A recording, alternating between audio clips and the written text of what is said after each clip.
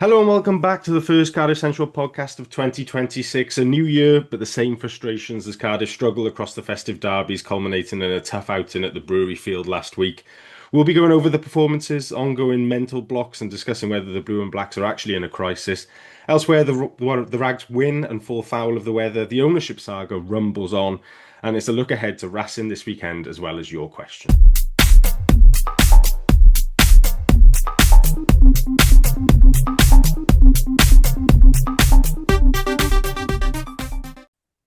Joining me on the panel this week, we've got Simon Jones. Simon, how are you? How's your Christmas? Very good, thank you. Happy New Year, everybody. We got a new roof on the back of the house, so that was a wonderful Christmas gift. Good stuff. Tony Esposito. Tony, how are you? How was your Christmas? I'm good. Cardiff beat Bridgend twice over the Christmas period, so I am delighted. At least somebody enjoyed something in Bridgend this Christmas anyway. And Harley Worthy, Harley, how are you? How was your Christmas? Yeah, it was all right. I mean, as long as I don't think about rugby too much, it was great. It's a good job Oh, you're not on a rugby-related yeah. podcast then, Harley. Yeah. Fortunately, shut your Never ears mind for the doing next two of the hour. bloody things. We will start the on-field action. Obviously, there's been two games while we've been off podcasting for the Christmas period, so we'll sort of cover them both in one big, not particularly happy segment. Even though we did beat the Dragons, it wasn't exactly a classic. So, Boxing Day, Cardiff 22-19, Dragons, tries from Javan Sebastian, Alex Mann, 7 points from Callum Sheedy, getting the win there just about after a dramatic final 5 to 10 minutes or so, where Adam Jones's big backside got in the way and threatened to spoil things, but we managed to get out of that one alive before New Year's Day. Trip to Bridgend, Ospreys 33, Cardiff 22. Tries from Josh Adams, who got two, to Lupe Faletau, and another one for Javan Sebastian. Obviously, a lot of focus on Josh Adams try scoring, but nobody's talking about Javan Sebastian on the wing for Wales, are they? 2 points for Callum Sheedy as well, as Cardiff stole a bonus point in defeat against the Ospreys. We had loads of three-word thoughts after both games, as they both listed quite a response. So I'll summarise briefly the Dragons ones. Andrew said streak still continues. Gareth said usual story, just. Ian went with almost lost it. Martin went with the classic clubhouse law protects. And then, as was the theme, carrying on from the Scarlets game, similar entries from Hugh, Graham, Robert, Peter, Tom, Rob, and Morgan. A mix of kick for goal and take the three, well summarised by Reese, who just said fucking kick it. And then after the Ospreys game, Ben said scoreline flattered us. Geeks are cool, said wheels are coming off. Gerwin went with absolutely bloody awful. Paul said we're letting ourselves down. Clive said usual service resumed. Dan went with missing Matt Sherratt. And Rob said unacceptable derby performance. Simon, coming to you, what's your general thoughts of the festive period that Cardiff enjoyed slash not enjoyed? Why do I have to be first? Oh, come on. There's three others. Yeah, it was pretty turgid stuff, really, over both games. I mean, the Dragons game was felt almost exactly like the Scarlets game, where we're banging on the door, and then accuracy lets us down. I think at one point we went to pass out. We were on their line, and I think the pass went behind somebody, and we ended up like in our own 22. It felt very much like deja vu, especially towards the end. You're like, okay, we're gonna drop points here, aren't we? So kind of to get away with it is a bit of a positive, but there was no kind of improvement necessarily between those two games. And the Ospreys game was we were just beaten by the better team on the day. I think I've been mulling it over in my head, and it was just like, I think they were more physical, more fired up. When they had the ball, they took their chances better as well. I thought, a couple of their scores were quite well worked. When they got a bit of luck, they capitalised on it. I think both the Dragons and the Ospreys, I think there was a couple of opportunities that just bounced their way and they scored from them. So I think, I think we just got to close the book on it, if I'm honest. I just don't think there's anything. The one thing that it did make me think on is like that Scarlets game. is that having a bit of a psychological impact of not getting over the line in that game and battering on the door and battering on the door and not getting there? Because similar types of problems happening in both games of just being a bit too I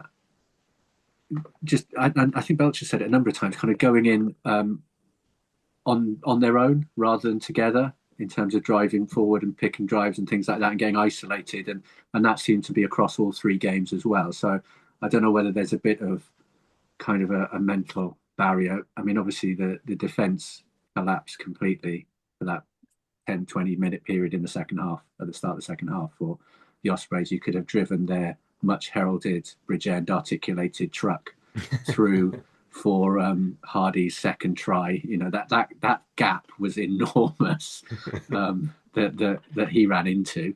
So everything just went wrong, it feels. But it felt as well, I think you mentioned this in your blog, Dan, about kind of being emotionally ready. It felt like there was like a mental exhaustion in that Ospreys game as well. You know, these three games, they come quick and fast after each other. I'm not using this as an excuse, but it is a lot of physical and mental strain in those three games.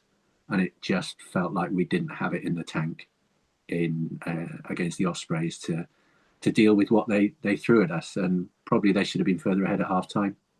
That Belcher comment about we're going in one in is very telling, seeing as that is our 5 meters out, 10 meters out penalty move of, well, Belcher will just run in from 10 meters and just run straight into three of their lads, and we'll just crash in and turn it over 2 phases later, or even one.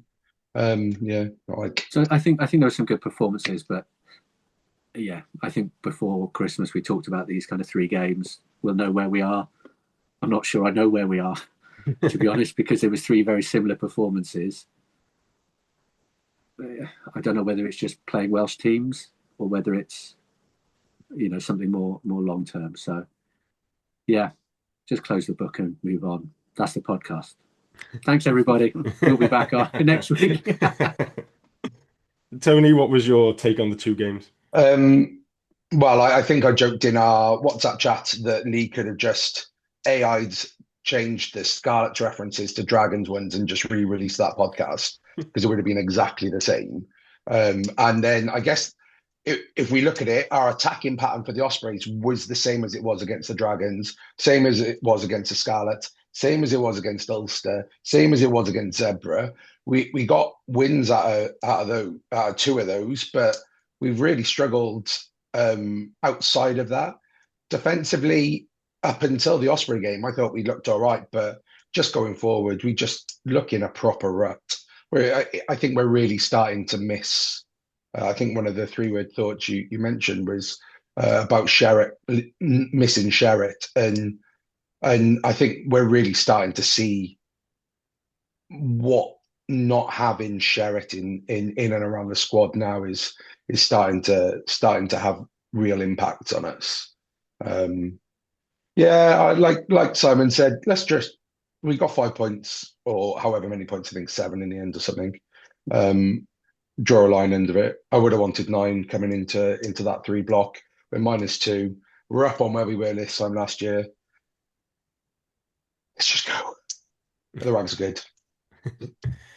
Harley, I know you've covered the 2 games on wrap this week as well, after the smugness of Nick and a bit Dan as well, after their teams were quite good over the festive period. But just for anyone who didn't listen, what were your 2 thoughts on the game? And I suppose in particular, just how bad was New Year's Day in terms of this season and the last few years as a performance? Oh, it is. We can't hear you. Where we always seem to play our absolute worst around this time of year, and the Ospreys play at their absolute best. I mean, general thoughts are it was definitely a lesson in, you know, the definition of insanity is doing the same thing over and over again and expecting different results with the 5-meter taps. I mean, because I feel like our attack actually, generally speaking, from about 22 to 22, our attack works really well. But as soon as we get within about 10 meters, you know, as soon as we make these fantastic line breaks and busts, we go back to a pick and go game, or we do the 5-meter taps, and then it goes completely to shit. And I think that's the problem is we're fucking up the most important 10 yards. That being said, The, it's fantastic performances. You kind of expect the other Welsh sides, especially now Jockey's coaching a lot of these players that we're coming up against the Cardiff attack. You feel like they know a little bit more of where they need to stand, where they're going to be able to get away to get more defensively. But it still doesn't excuse things like again, Belcher is all heart and soul. He's a proper talisman of the club. But he's not the guy I'm thinking, yeah, he's the guy I want taking a 5 metre tap. Especially when he stood next to Alan Lawrence and James Botham at one point. And you're thinking, there's people I'd rather do. Like, Evan Lloyd, I could probably trust to do it. He's got that extra mass, but I think we were lucky. There are a lot of people saying about how we should have gotten 2 points out of that game, and I'm thinking we were lucky for the one because the Ospreys clearly were just knackered in those last 10 minutes and just let us waltz through at some points. the moment they took Hardy off, they had no one sweeping, and we took advantage of that. But before that, we really struggled against him on the kicking thing and the 5 metre taps. The only time I've heard the South Terrace cheer as loud as they did for us taking a kick at goal against the Dragons was when we beat Pau in that semi-final a couple of years ago. That was the last time I heard them that loud for something. Yeah. I think as well. I just thinking back to the Lions game at the start of the season. What really impressed me about our attack was we were throwing up lots of different ball carriers as options to kind of keep the defence guessing. There was like forwards going up, or it could go out the back, or it could go flat, or pull back to a forward. We seem to have lost that. We seem to be passing it into midfield, trying to truck it up from midfield, but there's no kind of disguise over what's happening, or it doesn't seem to be as dynamic as it was previously, because that really impressed me against the Lions. It was kind of, you didn't know who was quite going to get the ball, and that was fixing defences. And I think we've moved away from that a little bit. It may well be that was the plan that was in place for that game, so we went with it, and that's kind of adapted along the way. But I know we're going to probably come on and talk about the attack, but it just feels a bit staid and rigid. When we did score, it was from kind of broken field play as well, rather than the first try, which Ben Thomas has got that running style that just makes him look like he's not going very fast, but I think he probably is moving quite quickly. It's that kind of glide that Henson always used to have. You always kind of like, he doesn't look very quick, but actually he's covering ground, and I thought the couple of breaks he made were superb. But again, that was kind of broken field play. We seem to be struggling a little bit and last season we were quite good actually from strike plays, from kind of set piece, but we seem to be struggling to work that out. Do you think that's speed of ball? Yeah, to a certain extent. I mean, I think it is. I think Mulder's pass is a lot quicker than Ali Davis's. But I also think we seem to have a pod set up in midfield with either Alan Lawrence or something like that comes onto the ball, but then gets tackled, and we're not kind of moving quickly enough. After that, it's like, oh, right, where do we go now? From a set piece play, it's not. One, it's probably not going to work because you've got a massive guy stood in midfield and you're just going to pass it to him. They're going to know where it's going, but it doesn't seem to be necessarily getting us on the front foot either. So I think there's something around how that's all working. And then, again, we'll probably come on to it. You haven't got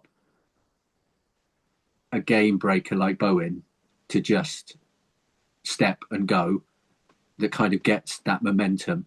And I think you're right, Harley. When we're getting to the 22, we're killing the momentum by a series of pick and drives that aren't really, it's not even drawing defenders in. So there's width, there's space outside. It's kind of drawing in those that are around the ruck rather than kind of testing. So, yeah, a lot to work on. Also, I'm going to be very controversial here. Sorry. No, go on. We're not kicking enough. That's the other thing. Like when we've been playing at the best, again, it's finding that broken field and the mismatches. It's when we're basically kicking lows and kicking smart and playing in the right areas. I'd say we're kicking quite a lot, but we're not kicking smart. I think that kicking smart bit is the real key bit. Sorry, Harley. I mean, we're still on like 7.5 passes per kick, which is quite high. Like if you look at all the best teams, they're closer down to about 3 or 4. And if you look at the territory, like 40% of the game was played in R22. A lot of that is just because the Ospreys we were shipping penalties and the Ospreys were camped in there. But then we're also trying to play out instead of just, kicking smart, making sure. And then when we're in the middle of the field, it's when we're going anywhere. We're quite guilty of going for that extra 1 or 2 phases before we hoof it further downfield and try and find some space in the backfield.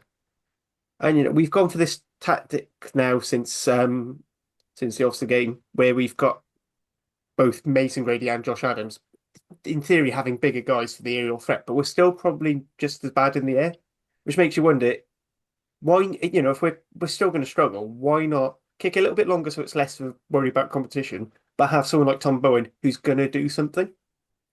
Or if you really want, your kicking game range, bring in Jake and Beetham and just have him kick it 80 meters each time.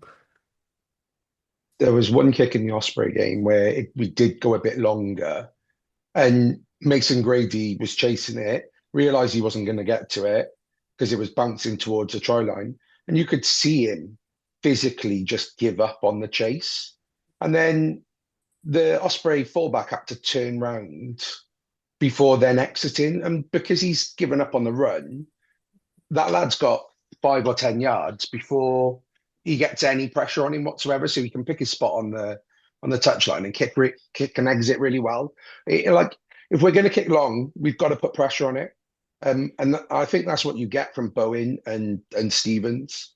Quite interestingly, the Rags play have run a couple of surprise plays where they look like they're setting up to kick and they run when teams start to drop. I think Cardiff did one of them against Ulster and made a massive break. I have a vague memory of it. So there's bits and pieces of it where we can start to work on stuff like that. But you're right, like our kick chase game at the moment is just so poor. We can't get any ball back.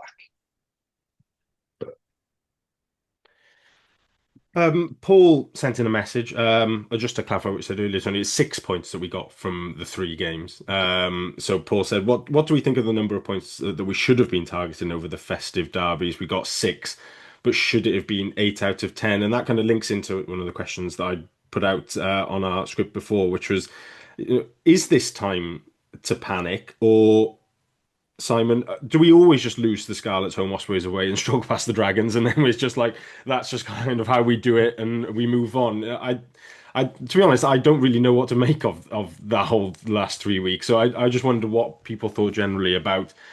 Do we just like?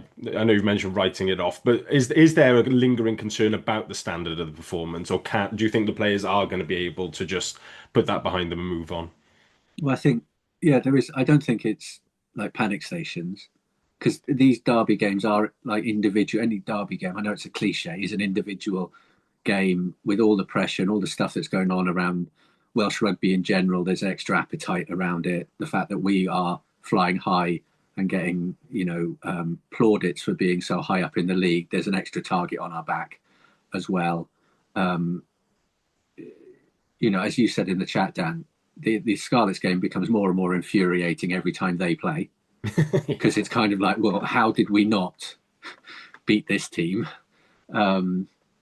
The Dragons game, we can blow them away sometimes, but increasingly it's become a bit of an arm wrestle, particularly at their place. But it's been known at ours as well. And the bottom line is we were comfortably in control of that game, and then just lost our heads for the last 10 minutes, conceded a penalty try. I think it was they shaped a kick, I think, Tony, and then De Beer went down the blind side and kind of broke into the 22, and that's where the penalty came from. We just switched off.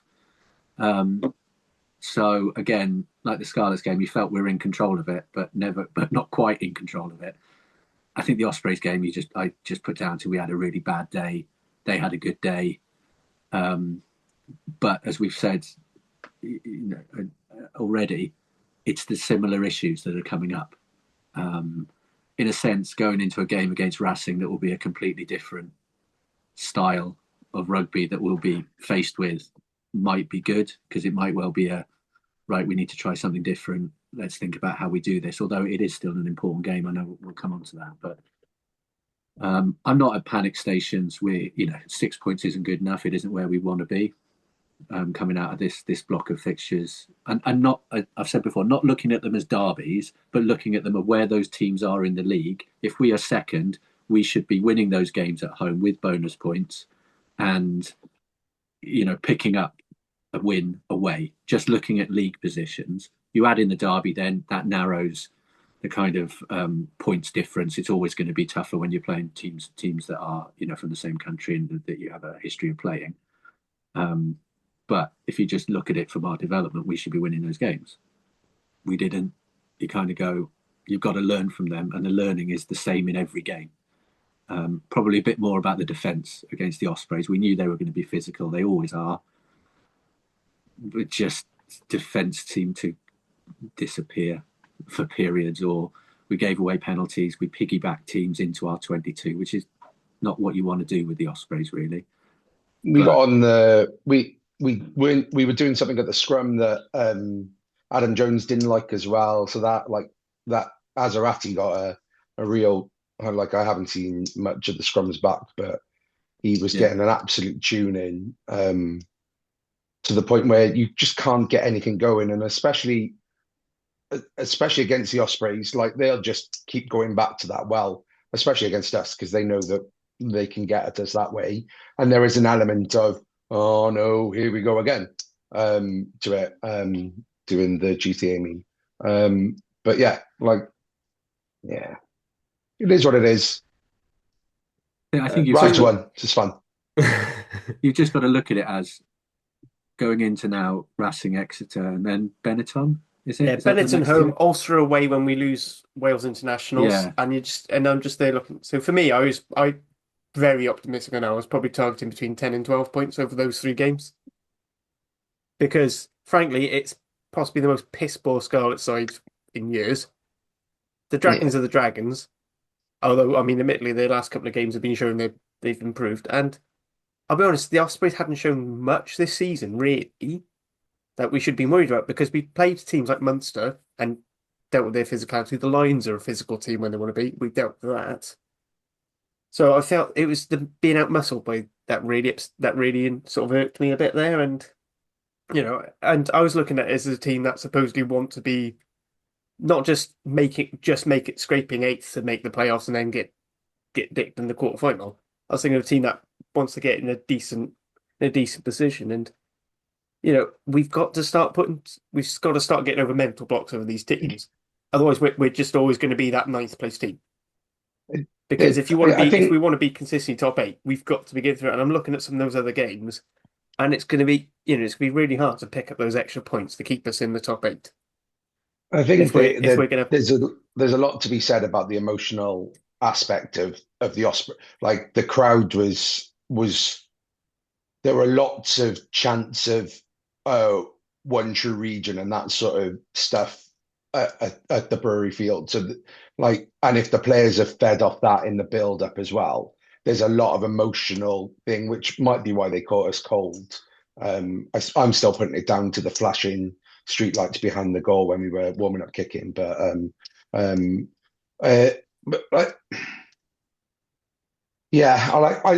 as much as I completely agree we should be putting those teams in their place, there is also, we are, and I'm going to get absolutely kicked for this, we are those guys' cup final in a lot of respects, especially at the moment where we're the ones who are, like, quote unquote safe in their eyes. So they want to absolutely kick us. So yeah, I think there's a lot. I think there's massively different things that can be passed from it. But you're right, the performances weren't acceptable. I think there's an important point that I guess you both make around how we, the last few seasons, I think all of Welsh rugby teams, but Cardiff in particular, probably going back to like those COVID games, have been like the plucky underdogs of, well, we're scrappy and we're doing the best we can with a low budget and we're just trying to like survive in this league. It's a very different mentality to then go into games where you're second in the league or third in the league or fourth in the league. I don't think maybe that's not sitting particularly well, because the opposition's mentality is different. It's like, oh well, these guys are up there, we've got to be on our game, rather than, oh, it's just, one of the Welsh sides turning up who are like 12th, and we will win this. So I think there's probably something. I just took a lot of, and I've got no evidence for this at all. It felt like mentally we weren't quite there on New Year's Day. It was either mentally tiredness, or that being the favourites we weren't particularly comfortable with that. But I think we need to get used to it. There's enough experience out on that pitch. We're not like a load of youngsters anymore. There's enough experience on that pitch to be able to handle that. But it's probably not a position we've been in very often, where we're the ones that are being there to be overturned because of league position. I think you're right, Tony. Derbies bring a different aspect to it, and I think that does play into it. But I think we've got to start getting comfortable with our league position and go into these games going, yeah, we're gonna challenge you, because we're good enough, and because we deserve to be in that league position. Because I do believe we deserve to be in that league position. We've beaten the teams that we've beaten, and probably should have picked up more points along the way. So what do I know? But I think there is feels like some psychology stuff as well to kind of toughen up around what we do. And when we are challenged, how do we get out of it? How do we kind of go back to kicking long, kicking the ball out dead, rather than to compete, just to kind of keep, let's reset, let's get back in this game. That leads on nicely to what Glenn sent a thought in, that the second half of the season will show us if Van Zyl is the man to take us that step further than last season. And Tony, I suppose one of the questions that come out of this festive period is, has his bid to be the permanent head coach taken a hit after what we've seen, both in terms of tactical and mental preparation the last few weeks? Maybe his is taking a little bit of a hit, but I think if I was hiring now, I'd be looking at a full-time proper attack coach, and not just Dan Fish and I can't remember his name. Johnny Goodridge. That one. Doing what they're doing, bringing maybe a bit of experience above the top, and guiding those two, or guiding Goodridge again. Like I just feel that it's not Van Zyl's area of expertise, and we're relying on a lad who's not done it at that top level, and another lad who's split this time between coaching the Rags. So And I came to that because obviously Sorry? the thing we've been really frustrated with is those 5 meter taps, and that's forwards play, yeah. and he is the forward. But is it because he's got to do all the other jobs? Is he maybe not spending enough time doing the work with the forwards? Quite possibly. Although I do wonder whether that there's instructions coming from the sideline, and it's just Belcher going, "No, boys, we'll tap and go. It's fine. It's fine. I'll do it. It's fine." Because when he's not on the pitch, we'll kick a goal. But My big issue, I think, with Van Zyl after the last few games was particularly the Ospreys game. I just wonder what on earth was said in that change room at halftime. Because, I mean, we, like Simon mentioned earlier, we got battered in that first half, but we were still, I think, were we 5 points down at the break? It was 12-7, I think, wasn't it?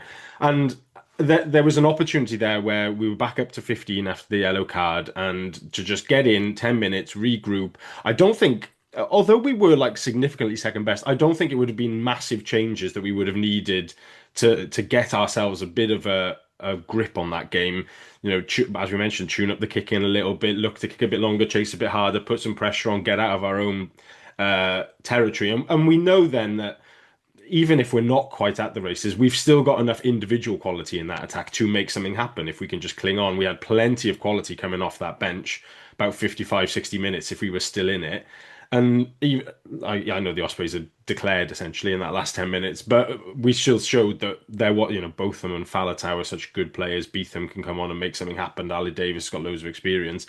And so as much as, there's senior leaders within the squad that need to take a bit of responsibility for that, for the messaging, and assistant coaches, I think Van Zyl, as the head coach, needs to maybe review what was being said or how it was being said in that break. Because not only did we not regroup, I mean, we came out noticeably. Well, I mean, we were third best in a two-horse race basically in the first 20 minutes of that second half. So that's my Van Zyl question. But Harley, Tony's right to mention the attack coach there, and I just sort of put a subsection of three-word thoughts in, which came from both games, where Rob said attack missing jockey. Ryan said attack coach required. Reese says attack coach needed. Charlie went with Sherritt's departure show in. Dan from Glad Rugby went with need skills coach. Rob said sort out the back line. With that attack, what would you like to see us do first to sort of remedy how poorly we've attacked in the last few weeks? I mean, one of the big things is handling errors.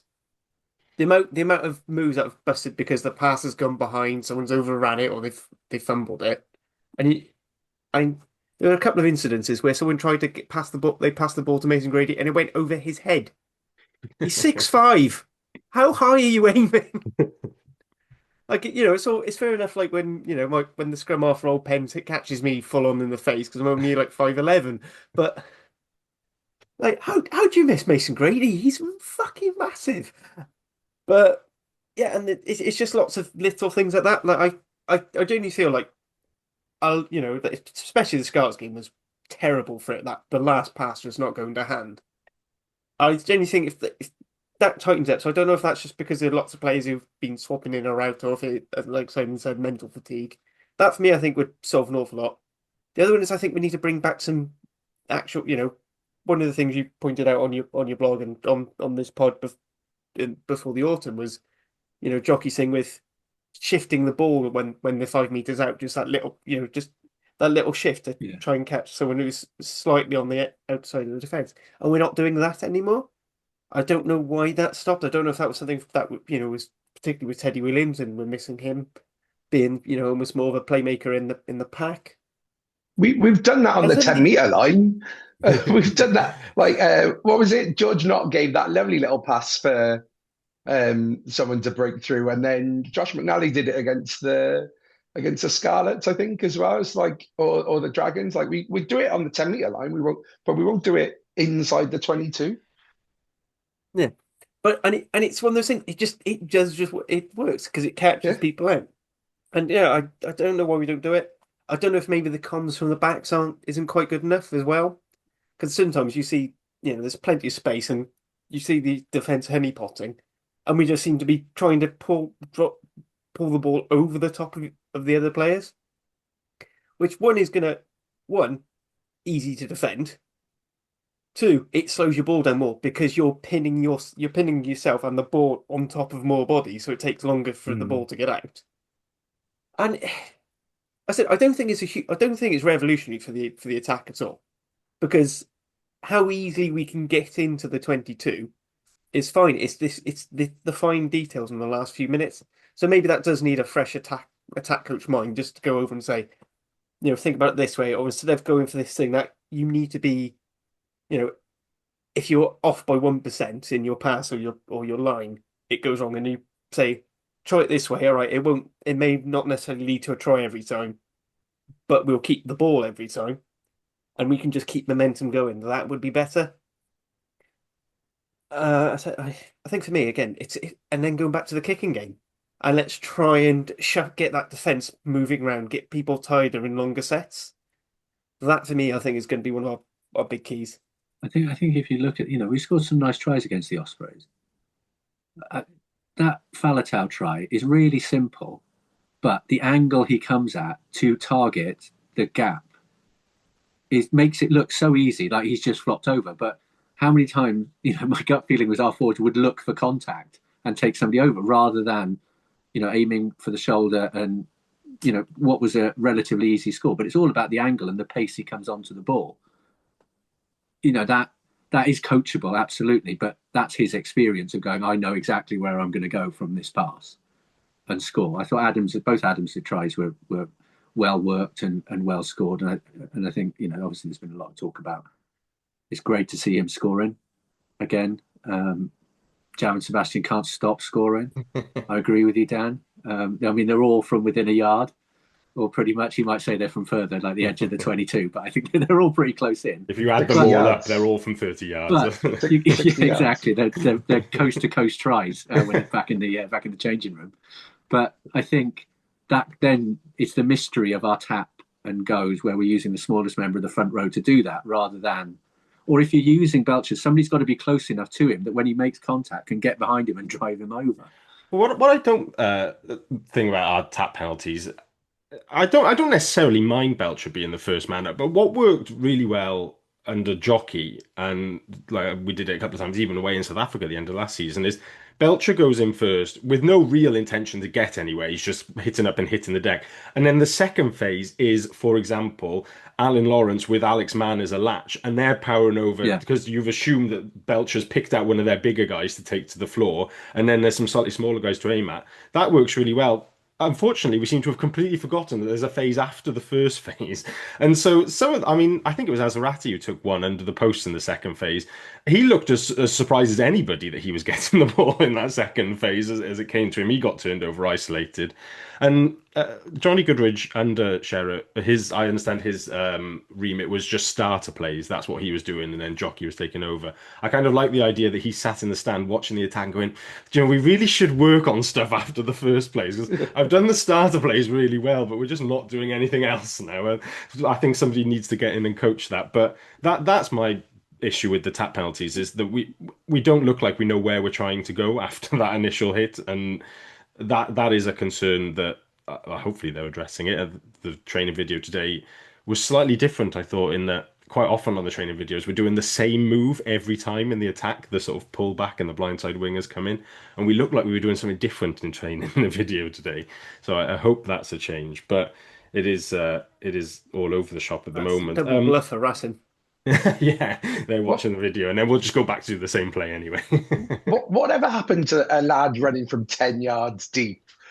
Just tap the ball and pop it up to him, and catches it, and just collides with people. The Rugby League.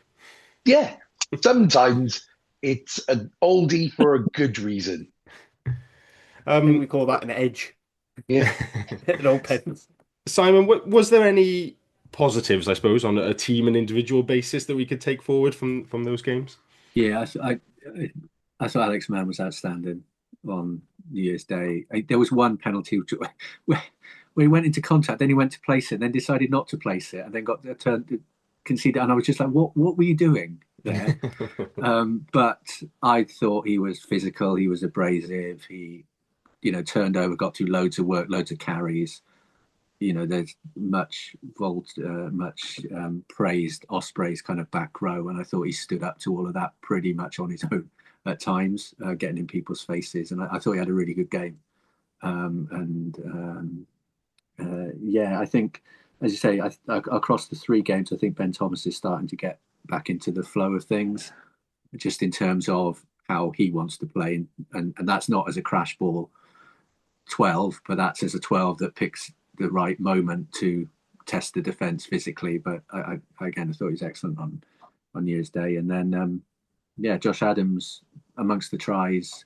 I've always feel for Adams. There are times where he's clean through and the ball doesn't quite go to hand, or it knocks on, and he went through a period of that. But all his scores were really good finishes. Finishes you'd expect from a Lions and international winger, but still good to get that kind of confidence under the belt.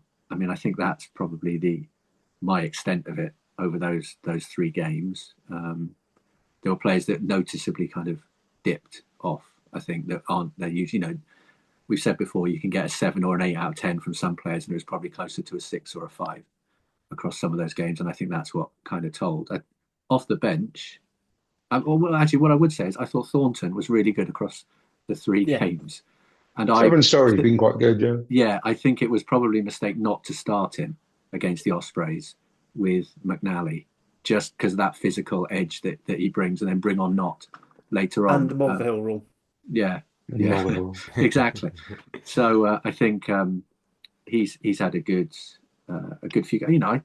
Our bench did make a difference. There was more dynamism coming from Lloyd and from Botham, and Thornton put himself apart. I've been really, I've been surprised by Thornton. He's towards the end of a career, and he could easily just be having those odd few games. But I think he's pushing to be kind of first choice in that partnership with McNally, because I think he brings a different dimension to, probably without having Teddy, the other locks. That leads me on, Tony, to a question then, which obviously has the benefit of hindsight, but did Van Zyl get the team selection right, looking back across particularly the Dragons and the Ospreys game? And what would you have changed, I suppose, a little bit with hindsight, but I think there was plenty of discussion at the time about whether we were getting it right as well. I'm not sure why both of them didn't start against the Ospreys. Um, I was happy to see Big Al at number 8, but in hindsight, I was wrong. Faletau should have started that game as well. But but we need to be seeing more out of both of them, because he just looks so abrasive and physical when he comes on. Like Simon mentioned earlier, we get so much of an extra edge when he's on the pitch from a couple of different perspectives, not just the carrying, but also like he's more of a bother at the breakdown, or it feels like he's more of a bother at the breakdown than Dan Thomas has been a little bit, but yeah. Yeah, I understand the 23-man game thing, and I tweeted this that, like, you know, there's that cliche, but it's there for a reason, that you do have to have the full squad to win 80 minutes now. But also, like, if you've got your best players, get them on the pitch as much as possible, Yeah. and both of them Especially against a team is that we clearly struggle one of against. those. Yeah, I just find that, like, but Botham's, for me, he's almost like nailed on as a Wales squad selection when he's fit. He is that good, like in the competition of back rowers that we've got in Wales. But he is at the top level of that, and then to sort of leave him on the bench, and it just felt like we were being clever for the sake of being clever, almost, with that sort of selection. And it's like, sometimes just stick as many good players as you can on at once and try and win the game rather than be smart about it. We had quite a long comment, Harley, on Reddit from phone user 1044, and I like just that they've described how they use Reddit in their username. But, they said, I'd be interested in hearing where you guys feel we are in regards to playoff contention, and whether the recent derby defeats have been a blip, whether we've all collectively jumped the gun a bit, hyping ourselves up after a great start of the season, and we're now just seeing a more accurate picture of where we are as a team. And that linked to a question from Gareth on one of the social media sites as well, saying, what percentage chance do you think we have of making the URC playoffs after the 3 festive derbies? What do you think that this means for the rest of our season? I mean, it does. I don't think it rules us out from playoffs, but I think if we come out of this with three out of 3 wins, or even two good wins, and then maybe, if the Ospreys game had finished that scoreline, but it was a bit more tit for tat, try each way, and we weren't blown out after in a 20-minute spell, I'd probably feel a little bit better. But I this it's still easy enough. I mean, was it six? We're 6 from 9. We've got 9 to go. Feasibly, we could get through. We could pick 3 up out of that, and then you're looking at that with bonus points being around that 50-point mark, which is pretty much entry for the playoffs. But as I said earlier, it's the difference between being well within the playoffs contention and maybe pushing to have that home quarter final, or just scraping through and then knowing that you're either going down to Cape Town or Dublin to get absolutely tonked in the first versus 8th. It's one of those. And my start season prediction, I predicted Cardiff would probably finish 9th, where everything was a little bit better, but not quite getting that another point. But I said, I mean, as for chances, I'd go 50-50, because we either do or we don't. I think if you look at it, going into New Year's Day, we had more points than the other 3 Welsh regions put together. And I don't care if we've had an easier run in or not. You've got to win your games and get your points, and we've done that. So, we know the last block is a nightmare. I just think we've got to own it and go, why not? Why not? And, it's not, if we, as you say, Harley, if we picked up 10, 12 points over that period, you kind of go, oh yeah, we're absolutely flying. We've hit a blip. And it's now down to the coaches and the players and us on the terraces to get us through that blip that starts on Saturday and goes through Exeter and those type of those next two games. But if we can't handle like having a series of not great performances and then raise it again, then there's no point us being in the playoffs. Because if we can't deal with that adversity during the season, we're going to go to like Cape Town or Dublin or somewhere and just get smashed. It's kind of like, what's the point? So, I mean, I still think we've got a really good chance. I still think we can pick up points. I still think we can surprise teams where we look at them and go, oh God, I'm not quite sure about this. Because those teams will be expecting probably to run us over and get, bonus points done by half time. And then, so I still think we can pick up points in those games. But the rest of this block is really important now, including Ulster away, which is going to be a tough game. But yeah, I'm a bit more optimistic. Seems like a good spot to finish that on-field stuff on. Just a reminder then, we are fourth in the URC on 31 points at the end of that fixture block. We've no risk of anyone of games in hand overtaking us anymore. Ulster and Stormers are both above us now. And we are currently 13 points clear of ninth place, who are Ulster, going into the next block of URC fixtures. We're starting in a few weeks, but yeah, I'm feeling better now. How many points off the top are we? I didn't look. That's I didn't look Tony. up. That's the spirit. Unfortunately, I wasn't optimistic at the time I looked at the table, so I didn't look up. But I think the Stormers are top with a game in hand, which is just ridiculous. I feel like they're uncatchable almost at this point. Well, like I said, they're unbeaten this season. Season. They're cheating. We are 5 behind the Stormers, but obviously if they've got their game in hand, we've got to play them as well. So we've got to play Ulster and Stormers above us. Yeah, so last game of the season at home, Stormers. Last game of the season. We'll be playing one of the top seeded sides with our international players in theory. Sounds good. Right. WRU hastily arranging a friendly. We shall move on to the news. There hasn't been actually any news really over the last couple of weeks. I just think that everyone's existing in a massive limbo now where nothing really comes out anymore. But brief injury update. Ed Byrne got re-injured playing for the Rags at Bridgend between Christmas and New Year, which is an absolute nightmare for him. Just comes back after over a year out and hobbles off. Corey Domachowski is back fit and available. He should have played on the weekend, but the second time that he's been due to play for the Rags on injury comeback, and both games have been called off. So I'm calling him a curse for the Rags now. I don't want to see him on a Rags team sheet ever again because we'll never see the Rags play otherwise.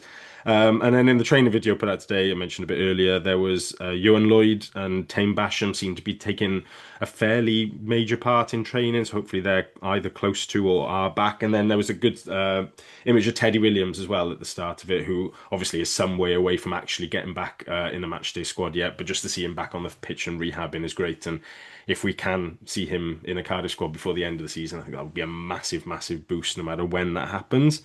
The club have confirmed a double header on Saturday the 24th. It'll be the Rags against Ebbw Vale kicking off at 4:25 before Cardiff against Benetton at 7:45. £15 ticket on the North Terrace get you into both games, which I just think is unbelievable value in this day and age for 2 games of rugby. Although you do have to stand on the North Terrace, so you've got £20 of extra fees to get vaccinated before you get into the ground. I'm sort of hoping that puts off some of the Ebbw fans coming down as well, because they are never fun days on the terrace when the Ebbw lot are around. They are very loud and very exuberant. They travel brilliantly. They do travel in good numbers, and hopefully we'll be travelling in good numbers then. The Supporters Club are running a trip to Exeter week Sunday, leaving from Westgate Street at 9 a.m. You can email cardiffbsc@outlook.com or see them in the Pack Bar on Saturday. Obviously, you get for free added on that trip is you get to see Harley. So that's like the added bonus of like a VIP visit at the end. He's doing photos and signing autographs, I hear. More impressively, due to popular demand from her Wales versus Japan video on the Rap channel, my mother will also be attending for those who want to see the real star of the family. I think we should just clarify that Harley isn't some kind of host on the bus on the way down, like a celebrity host. You know, like you What? get on the I'm not going. some, Not going now. you, when you when get it on arrives. some of those, and Welsh Rugby International will be available for Q&As on the coach. Old Penzone, Hollyworthy, and Boo! Everyone boos him off. It's a He's left bit on of a drop Westgate down Street from to find his Stefan own way Crink, home. isn't it? Playing for the Rags. And then that's kind of it. Where I did note that there is sort of a brief update on Wales Online today about I think it's next Monday the deadline for the ownership bids. It's still the case that they're reporting that the two final ones are Martin Ryan and the Hollywood lads and Y11, but I think we'll just wait for actual news on that when it comes out because as things stand, nobody really seems to know what the state of play of that is. And then just to finish the news, we've had two sad pieces of news over the last week in the passing of former players Ian Bryce and John Price. Ian Bryce has passed away aged 81. A former Cardiff schoolboy who played 11 games for the first 15 in the 1976-77 seasons, as well as a number of Rags games. Post-playing, he was well known as a key figure running the Crawshays Invitational side as an administrator, trustee, and later as their president. John Price, who was 89, joined Cardiff and Penarth in 1962 and played 76 games for the first 15 up to 1968. He also featured for the Rags, who he captained in the 1967-68 season. He would go on to play for Cross Keys and Glamorgan Wanderers, but remained a Cardiff Rugby man post-playing as an active member of the Former Players Association. Our thoughts are with their respective friends and families at this sad time. Ian Bryce and John Price, who passed away recently. At this halfway point of the pod, then, if you are enjoying what you're listening to, please do feel free to like and subscribe on whatever podcast platform you're enjoying us on. Leave us a comment and a review. If you're watching us on YouTube, subscribe to the Rap channel and loads of good podcasts, including Rap, although their host is quite ugly, so you'll have to shut your eyes when he comes on the screen. But there's also the Global Game Line channel as well, which has loads of podcasts from outside the world of Welsh rugby across the URC and beyond. Moving on to Rags Corner. Cardiff have only had one game in the last couple of weeks. The return fixture from the Bridgend doubleheader at the Brewery Field. It was a 33-10 win for the Rags. Tries from Steph Emmanuel, Ewan Stevens, Alan Rees, Johan Emmanuel, Ben Fry, and 8 points from Harry Wild. Tony, you were there looking smug with your in-laws. How was the day for you? I stood on the opposite terrace to just so I didn't get sullied. But the first 10, 15 minutes, we made a bit of hard work of it, probably turned a few chances down. Ed Byrne looked really good, so I was really disappointed to see him going off. But our scrum wasn't particularly great on the other side of it. Tom Howe played really well. The finish by Stevens, Yuan, was absolutely brilliant. Absolutely super. Like we just put our foot down in the second half and just took it to them. Played some really nice stuff, and it's really nice to come away from the Christmas derby with 10 points or 12 points, I think, in the end because of the strange bonus point the super system. duper bonus point. Yeah, Super duper bonus point. So, and obviously I had bragging rights, so that makes it all the better for me. I had a lovely trip. I was in Bridgend for Christmas. Travelled home to watch the Dragons, saw us beat the Dragons. Travelled back up, did a bit of shopping in MacArthur Glen. Then went to the game, battered them, then drove home. Happy days. sounds like the ideal Christmas. I was tempted to go to Aberavon on Saturday, but the weather put paid to that. So Yeah, as I read my mind, I was coming on to say we were meant to play Aberavon away on Saturday. Unfortunately, the Domachowski curse killed that one, and we didn't get out to that game. No game for the Rags this weekend. Technically for 2 weeks, although we do have a friendly next Friday as they're hosting Wales under-20s at the Arms Park. I don't think they've really said anything about ticketing on that yet, but we'll mention it next week if we find out. Other pathway bits, the Wales under-20s have named an extended training squad for that game and prior to the Six Nations Cardiff representatives in the form of Tom Howe, Tom Cottle, Gabe Williams, Sean Davis, Lloyd Lucas, Steph Emmanuel, Oshan Darwin Lewis, Bailey Cutts, Tom Bowen, Joseph Jones, and Reese Cummings, and a bunch of former Cardiff guys in there as well. So really good representation for the pathway. I think the Cardiff one is their only game of the warm-ups, but the other thing to say is obviously the likes of Steph Emmanuel and Tom Bowen named in there, as is always the case with the under-20s. If they are needed by Cardiff, they will be released back to us. They don't hold on to players to play under 20s when the option of playing senior professional rugby is there. So wouldn't necessarily be a surprise to see Bowen and Emmanuel involved in one or both of the games over the next 2 weeks for Cardiff and not playing against the Rags on that Friday night.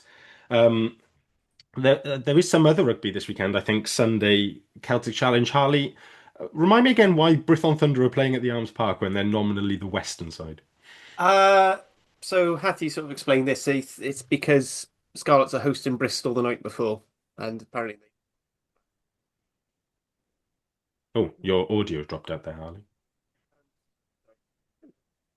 yeah. Oh, So you're back. apparently, it's apparently to do with Scarlets having their game against Bristol the night before.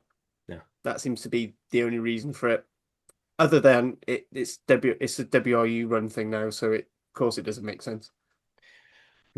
Cardiff ultimately takes over everybody. Let's be honest. We'll have all the teams in the end. They'll just all be based out of the Arms Park. But yeah, that's on Sunday afternoon. Brython Thunder are playing. I don't actually know who they're playing. I didn't look. One of the Irish teams, I think. But that's in the Celtic Challenge if you want to get down and watch some women's rugby there. Right, on to the final part of the podcast then, looking ahead to this Saturday's Cardiff game. We're hosting Racing 92 back into European Challenge Cup action, 3:15 p.m. kickoff at the Arms Park.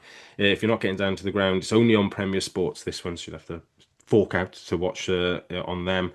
Weather-wise, it's looking dry actually on Saturday, but it's looking dead snowy on Thursday, so hopefully it's cleared before the game kicks off. Head-to-head wise, we're up on Racing 2-1 at the moment, whereas we done the double over them in 2011-12, but lost 2 years ago in January 2024, 48-26 at the La Défense Spaceship / Nightclub Arena. Racing are currently 11th in the top 14, which doesn't sound like great, but then for anyone who doesn't closely follow the top 14, it is bonkers. It's a bonkers league full of bonkers people and bonkers teams. So they're 11th, but they're 6 points off third. And every team from third, Stade Francais, to Racing and 11th have all won either 7 or 8 games. It's purely on bonus points and points difference that teams are split. So although 11th doesn't sound great, they are well in the run-in for a playoff spot. Over the last 3 games of the festive period in the top 14, they drew with Stade in the Paris derby. I don't know if that's got a name, Le Classique or something like that, but that was 20 all. They beat newly promoted Montauban at home and then got thumped by Bordeaux away on the weekend. Quite impressively, I think they lost the second half 42-7, having been quite close at a half time. In the Challenge Cup pool, they are currently 5th, having sent a B team to Ulster and got hammered, and then put out a B team at home to Exeter and drew.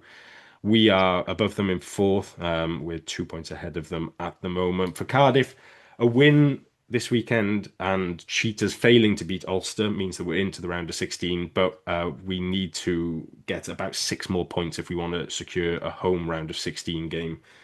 Judging by the last 2 years of this bonkers format of the Challenge Cup pool scenario where nothing really makes sense and you just sort of find out what you've got at the end of the pool stage and hope for the best.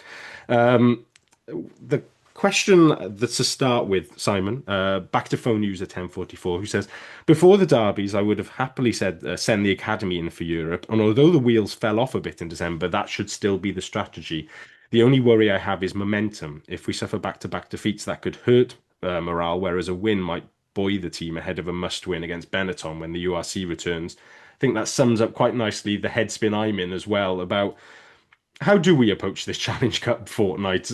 Do we go for it? Do we mix things up? Do we throw it completely? I don't even know if I have an actual answer to that question. So over to you. Well, I think on the Challenge Cup format, it's like one of those magic 8-ball things where you just kind of shake the 8-ball and it's like, oh, Cardiff, Nottingham Forest, how did they get in there? But they're in the last 16. None of it makes sense. Nobody knows how it works. It's just they put teams in an order at the end and some teams go through. I think after the performance, I think we need to make changes because I think players need to be rested. And I would expect quite a few changes to be made, considering players have just played 3 games in actually probably 3 games in 2 weeks, to be honest. 3 games in like 13, 14 days. 13, 14, but with the emotional energy around that, it wouldn't surprise me if they kind of give a few players some time off. We've got to win it. I think we've got to get 5 points out of it. It'll be interesting. This will be the game Racing decide to go, oh, let's not send our B team.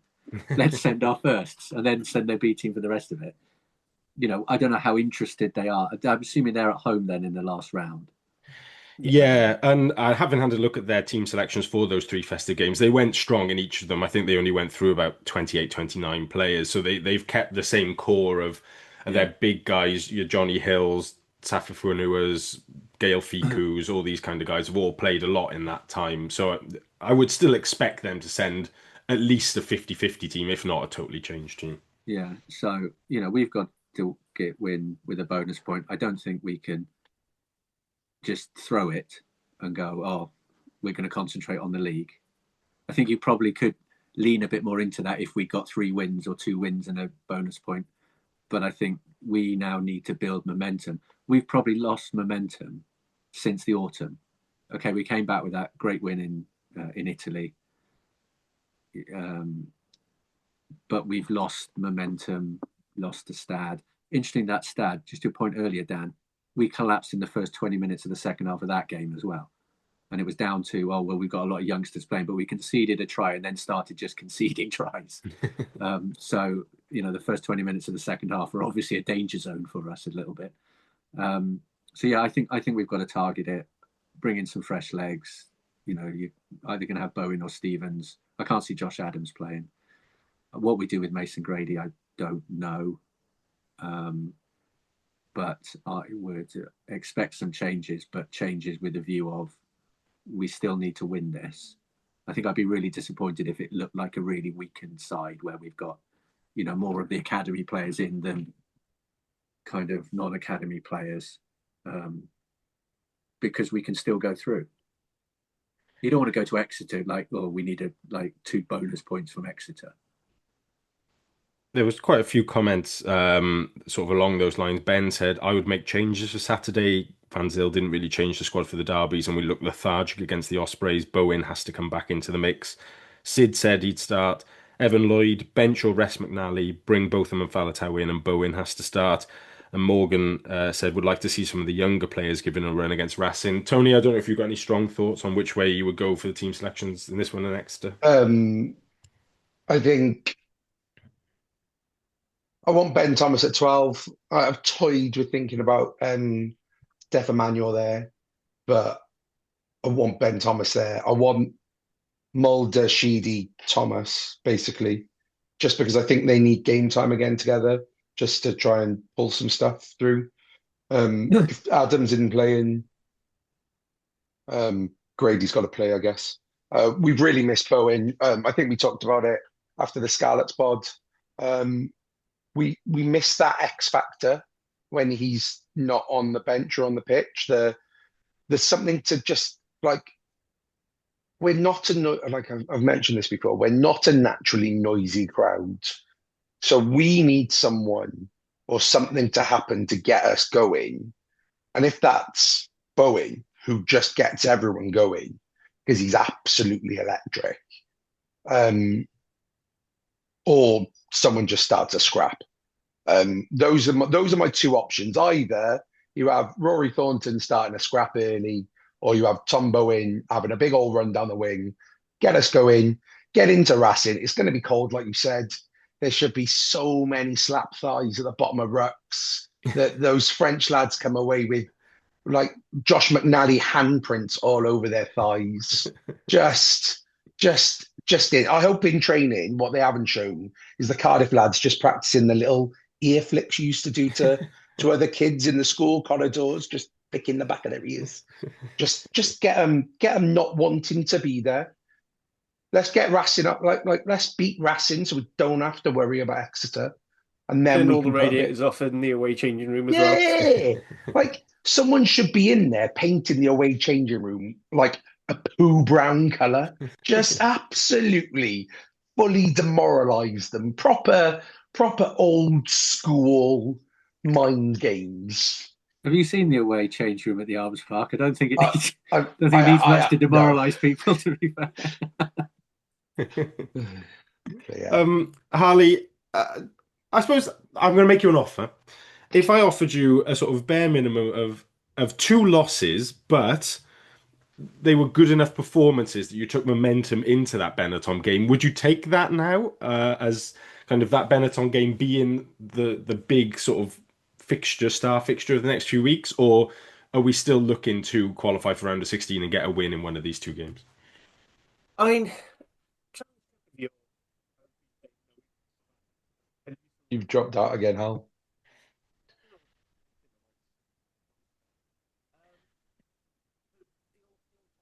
I'm not sure what's happening to your audio there, Harley. No. I can see your lips Sounds moving. like he's in a fish Yeah, bowl. I'm sure it's a really interesting answer as well.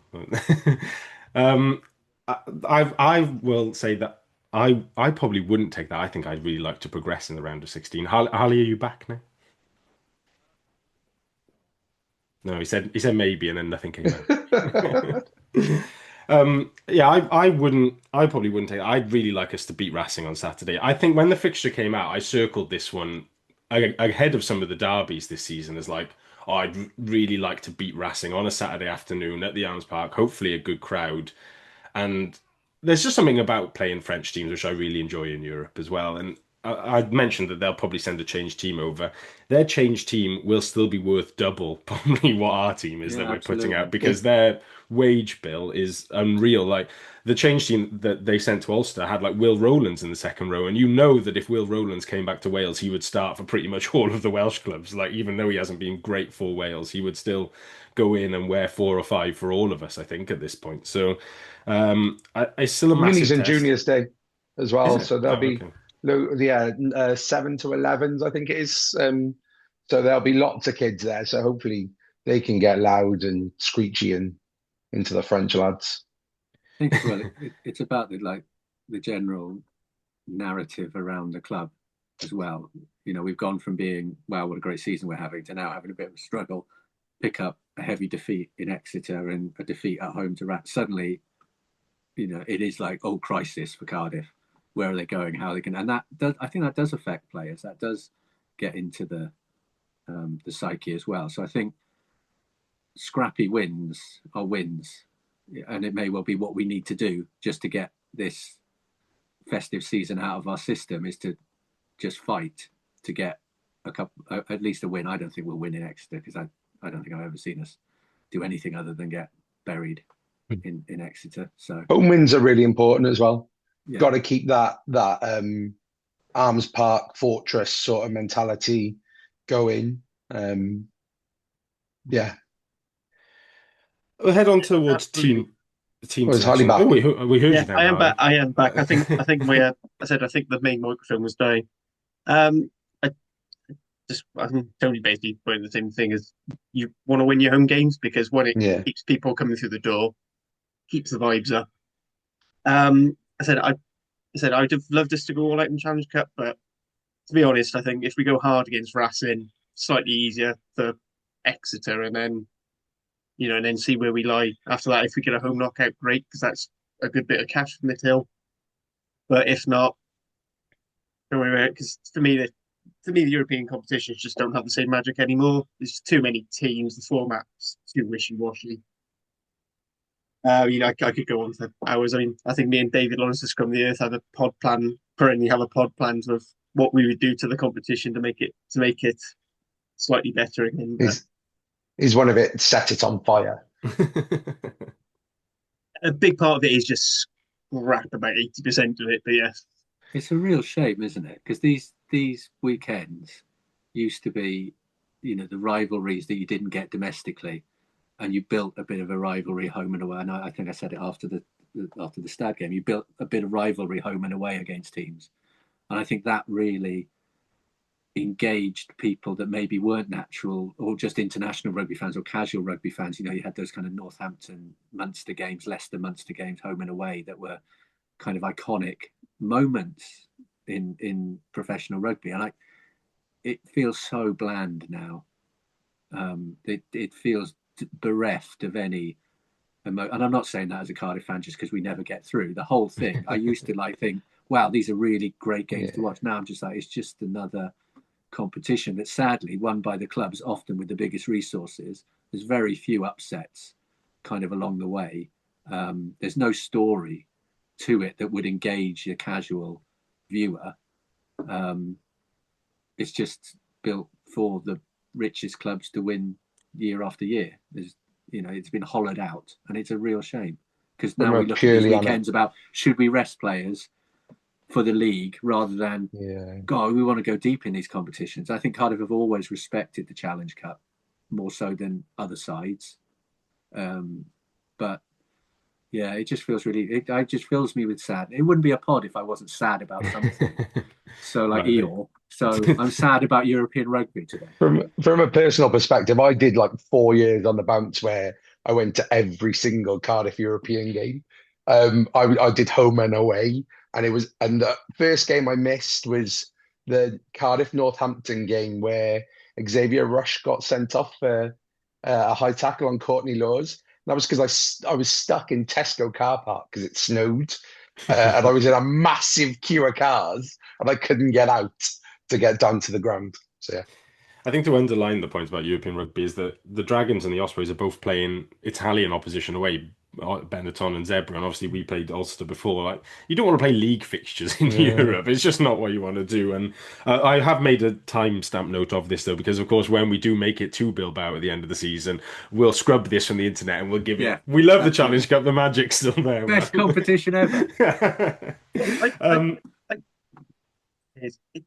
I don't think it's the opinion because the pool stage used to be important in Europe. Now it doesn't matter. Like the only thing that's interesting is the knockouts because they've geared it so make sure the big sides always go through, which is fucking bullshit.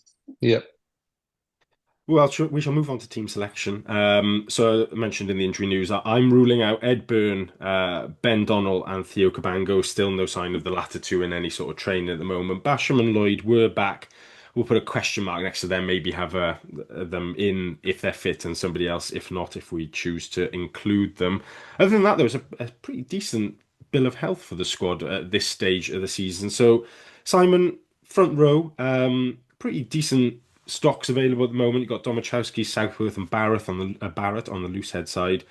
Evan Lloyd, Belcher, Dav Hughes, and possibly Ethan Lewis if he's still around, although he looks like a prime candidate to join the Naught Appearance Loan Club at this point of time. And then on the tight edge, you've got Azarati, Sebastian, and Wainwright. Which way are you going for starters there? Well, I'm all sad now. I don't care anymore. So I think the loan stuff is really funny, isn't it? It's like we panic. Oh, someone's injured. Get a loan in.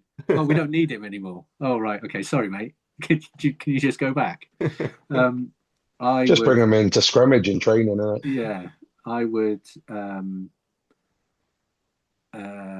Domachowski, if he is ready to start, with Barrett on the bench, Lloyd, Dav Hughes, and Wainwright, and probably Sebastian in case we need a try late on. I think they'll go for a change, a change it up. I'd really like to see Lloyd get some game time because I think he looks like he's come on this season, but he's not quite getting the consistent game time. And I do think his physicality and his presence is challenging Belcher as well. Because the other thing I think is we've got to make sure that nobody's got a guaranteed place in this team. That's where that complacency comes in and maybe performances drop a little bit. So I don't know. I just go for I can't remember who started. Did Southwood start against Ospreys? So I actually can't remember. No, Barrett started, I think, did he? And then Southworth come on? It might well be. And then the other side was Azarati and Sebastian came on. Yeah, Sebastian covering tight head and wing, of course, as a duo there, just in case we need him. Tony, second rows.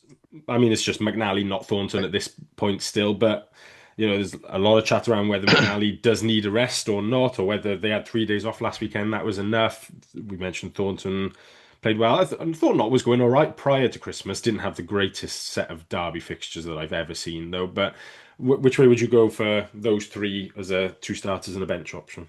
When are the under-20s in camp? Oh, yeah, I can offer you Cottle as well. They will release him, I suppose, if they haven't gone into camp yet. I would be tempted, based on what someone was saying earlier, was McNally, Thornton, Cottle as a just because it gives him that big game experience in a cup in Europe, which is what we've tended to do with like Stefan Manuel and stuff like that. Give him that first game experience there, where not that it doesn't matter, but it's probably seen as less important. But yeah, by the way, I would go Sebastian on to start, but over Wainwright.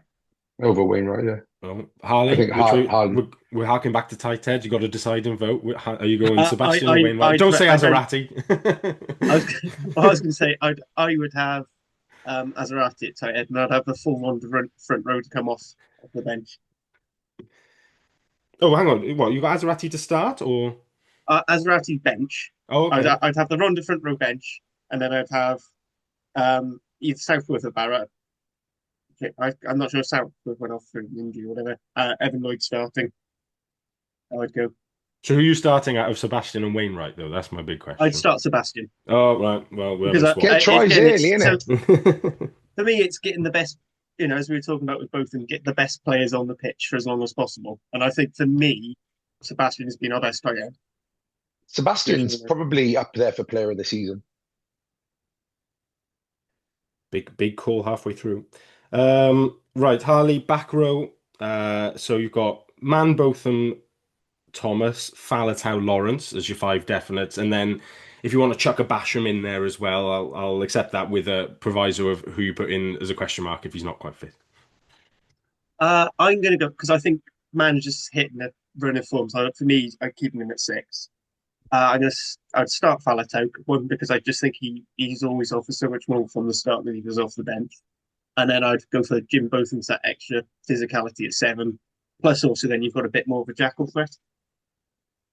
Plus And one.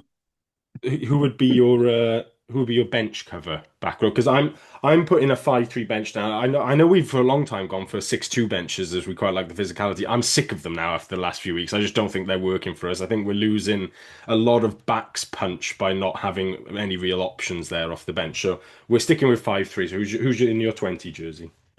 I'd probably go with Big Al because then again he's covering. You've got him covering potentially second row as well as 6 and 8. Sounds good to me. Simon, I don't know. Is it a slightly obvious one? I don't know. Half back. There's obviously Mulder, Davis, and Bevan at 9. Sheedy at 10 is kind of the only option where Lloyd, we don't really know if he is fully fit or not. There is Harry Wild as well, possibly, though. Which way are you going for your halfbacks? I think I would agree with Tony. I think you go with Mulder and Sheedy. We still need to win the game. We still need a team, that partnership to move us around the field. I'd probably put Bevan on the bench. If he's not on the bench, then where is he for this game? He might well start against Exeter, I guess, depending on where we're at. But yeah, I'd agree with Tony. I think you pick those two. Maybe if Lloyd's fit, you could put him on the bench because he covers a few positions. Tony, we've obviously had Thomas from you at 12 already. At 13, I'm gonna step in with my penciled in player here and invite anything. I'm starting Schmidt at 13. Tony agrees, good. I just think it's not a criticism of Millard, and I don't think he's even really playing that badly necessarily. He's doing what he needs to do, but I just think we need something a bit different there after the last few weeks. It's just not something's missing from that midfield, and I think Schmidt. We've only seen bits and pieces of him, mostly in that Stade Francais game, but I thought he looked quite physical, quite quick, quite direct. And if the big proviso around him is if we use him correctly, bringing him a bit shorter off 10 and 12 and straightening that defence up a bit, I think he could be something that we've lacked since the end of Lilo towards the back end of last season. In that, just somebody who's gonna take the ball at a good line, at a good pace, and cut through. Tony, you obviously agree. You'd had the same thought. I did, yeah. But now I'm starting to panic that he's not registered. No, He played against yeah, he Stade. is. They Oh yeah, he superimposed did play his against face. Stud. they superimposed his face onto somebody else's body on the squad list on the Challenge Was Cup it mine? website. So Is that legal? Is I that a don't know, different but they're registration? definitely not his arms. I'm sure of it. They're different colour. Stars. Unless he's sort of lent into the tanning bed in a really weird manner. I don't know how he ends up like that, but no, yeah, he is definitely registered. Yeah. I did notice.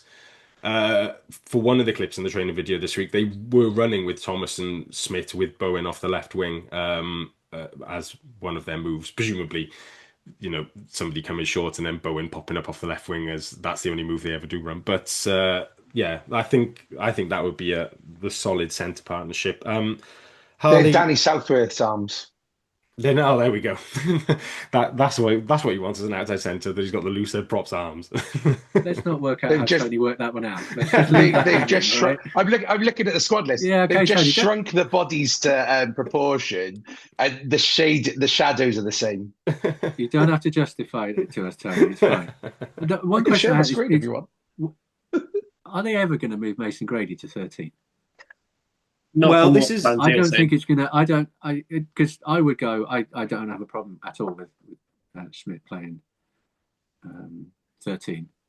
But it's one of those where I'm like, well, if he needs game time, I also wonder whether in the derby some of that was about right Welsh players who might be for selection need to be picked yeah. across those 3 games, and that's why we kind of changed the type of wingers we have across those 3 games. But it does make me wonder about are we ever going to see him at 13?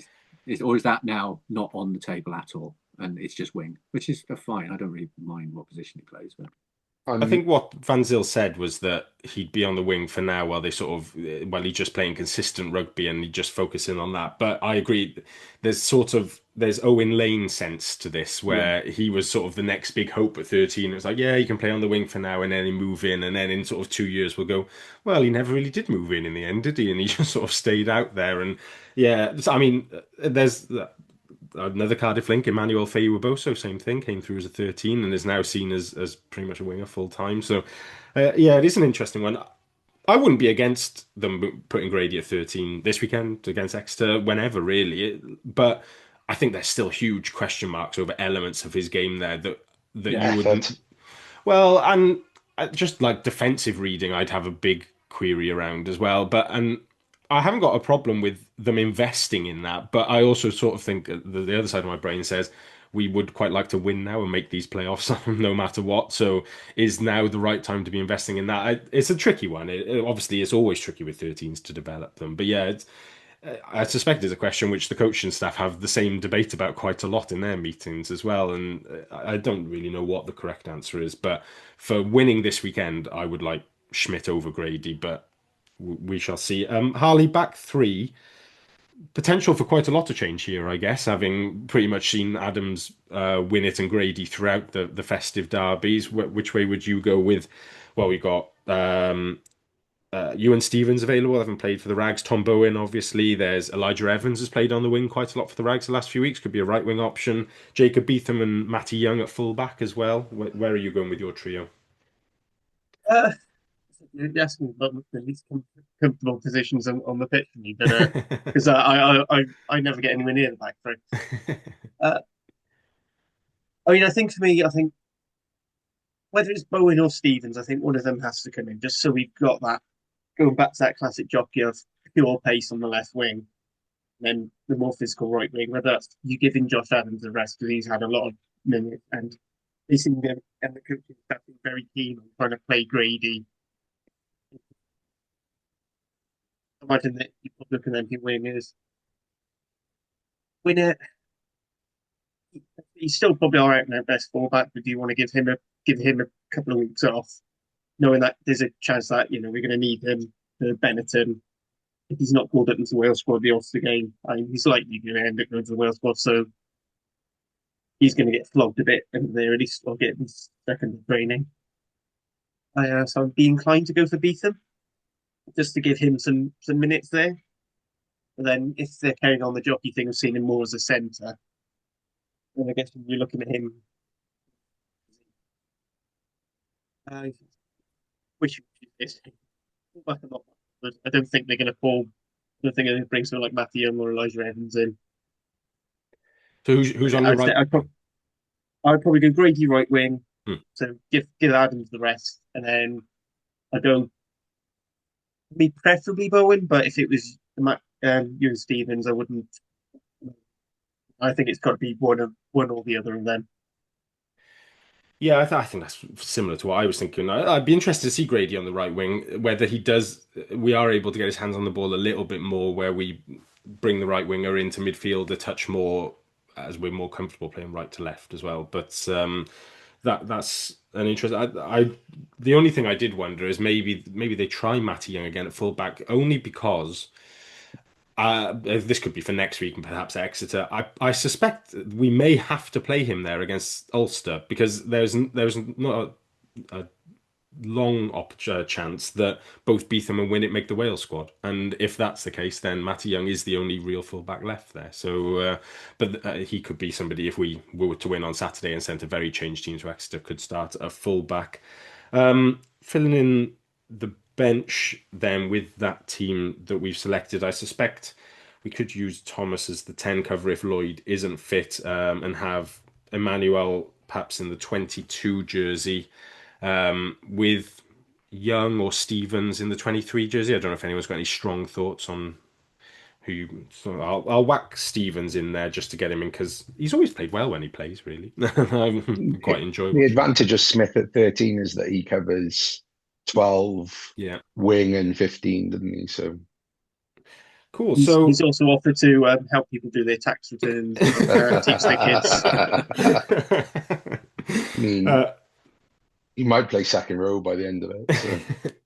So the R1 to 23 then we got Domachowski, Lloyd, Sebastian, McNally, Thornton, Mann, Botham, Faletau, Mulder, Sheedy, Bowen, Thomas, Smith, Grady, Beetham, Hughes, Barrett, Wainwright, Cottle, Lawrence, Bevan, Steph Emmanuel, and Stevens, which I think strikes a nice balance between changed but also strong enough to go and get the result on Saturday. I think that's close. Oh, there was one. Has anyone got anyone else to say anything about Well, just the to say, Racing Dan, game? we haven't picked the two travelling reserves, No, which we never do every week, and I just think it's at home it's like six. disrespecting that position. The thing We is, turn up everyone at else. 6 now. Yeah. I'll tell you, I'll permanently pencil in Will Davis King as the tight end. No. Yeah. Any other comments on the Racing game? Any more on that? No. All good. One any other business question then that came in from Morgan on Blue Sky. As you may see, I'm wearing my anniversary top from the 2000-2001 season. He asks, what's your favourite Cardiff shirt over the years you've been supporting? I was quite young when this came out. It's not mine. I didn't buy an adult size one when I was like 6, thanks to Julie Jones and her father, the legend Eddie, for giving it to me. But this or one of those Nike ones from the 90s is up there for me. Tony, we've got a background Tony. change. That's one of the Cotton Trader ones, is it? No, it's Nike. It is the Nike one, is it? Yeah, it's like 95, something around that. And that's Yes, me. that's the one they wore in the first Heineken Cup final, is it? I think so, yeah. Something around that. Yeah, it's me. You look incredibly like your son Joseph in that photo, which I think is good for sort of confirmation purposes, I suppose. Great audio podcast. I know. I'll post it on one of my many social medias We'll later. post it on ours as well. Simon, what's on your list? I this is probably a bit left field, but the salmon pink one that I think it was the season that we won in Marseille that we Yeah. had it. Just from going up to Newcastle, Casey Lawalala in that top, absolutely destroying them. I've always had it's sat in my wardrobe. It's a bit tighter on me now than it was all those years ago. So yeah, it doesn't get many outings, but yeah, I always have a soft spot for that top. Harley? Favourite one I've owned at similar zone is going to be the 2018, was it 2017, 2018, with the blue and yellow stripes that we won Thames Cup in. But I mean, the absolute all favourites. So even before I was really properly into rugby in sport in Cardiff, that I always remember, it's always in my head. It's got to be that original breast cancer UK pink one, or Yeah, the one that's the that one I've got. Joe Loma wore, and No, I can't even quite remember what year it was. I think so. Was that the one that But we played Gloucester in, where Tom James got sent off for a Yeah, it headbutt? it is, could well yes. have been, yeah. But Right. it's just something that it's just one that's always just stuck in my mind, and I've always loved it. I've always been quite excited whenever Cardiff bring out a pink kit, and it just makes me think of that. Although, to be honest, lately, whenever we've worn a pink kit, we've played fucking awful. So maybe it's time to retire it. Good stuff. Well, thank you, Simon. Cheers, mate. Cheers, Tony. Thank you. Cheers, Sorry, I was trying Harley. to find a picture of Cheers. that pink kit from Gloucester and me Um, wearing it in Gloucester. Thank you very much to you at home for listening as well. We'll be back next week. We'll look back on the Racing game ahead to Exeter, as well as seeing if there's any Wales Six Nations squad news to discuss as the time comes close to Steve Tandy picking that. But we will speak to you next week. Goodbye.